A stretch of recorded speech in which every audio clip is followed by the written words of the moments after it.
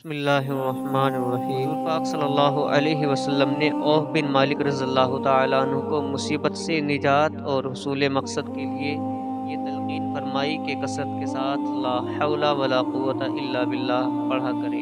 حضرت مجدد الفسانی رحمۃ اللہ علیہ نے فرمایا کہ دینی اور دنیاوی ہر قسم کے مصائب اور مضرتوں سے بچنے کے لیے منافع اور مقاصد کو حاصل کرنے کے لیے اس کلمے کا کثرت سے ورد کرتے رہنا چاہیے، یعنی کہ یہ ایک مجرب عمل ہے اور اس کثرت کی مقدار مجدد رحمۃ اللہ علیہ نے یہ بتلائی ہے کہ روزانہ 500 مرتبہ یہ کلمہ لا حول ولا قوت الا باللہ پڑھا کرے، 100 مرتبہ درود شریف اس کے اول اور آخر میں پڑھا کرے اور اپنے مقصد کے لیے دعا کیا کرے۔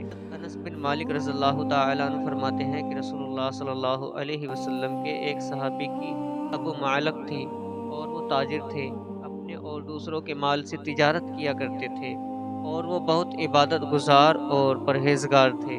ایک مرتبہ وہ سفر میں گئے، انہیں راستے میں ایک ہتھیاروں سے لیس ڈاکو ملا۔ اس نے کہا اپنا سارا سامان یہاں رکھ دو، میں تمہیں قتل کر دوں گا۔ اس صحابی نے کہا تمہیں مال لینا ہے وہ لے لو۔ ڈاکو نے کہا نہیں، میں تمہارا خون بہانا چاہتا ہوں۔ اس صحابی نے کہا مجھے ذرا مہلت دو، میں نماز پڑھ لوں۔ اس نے کہا جتنی پڑھنی ہے پڑھ لو۔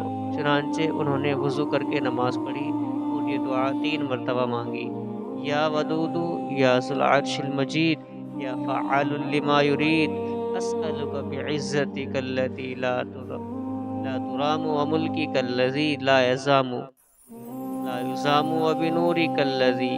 تو اچانک ایک گھوڑے پر سوار نمودار ہوا جس کے ہاتھ میں ایک نیزہ تھا، جسے اٹھا کر اپنے گھوڑے کے کانوں کے درمیان بلند کیے ہوئے تھا۔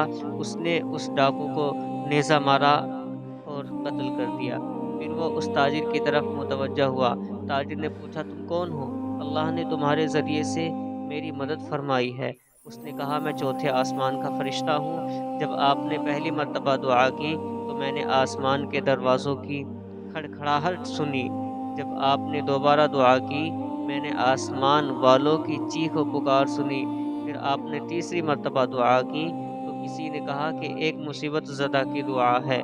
میں نے اللہ تعالیٰ کی بارگاہ میں عرض کیا کہ اس ڈاکو کو قتل کرنے کا کام میرے ذمے کر دیں۔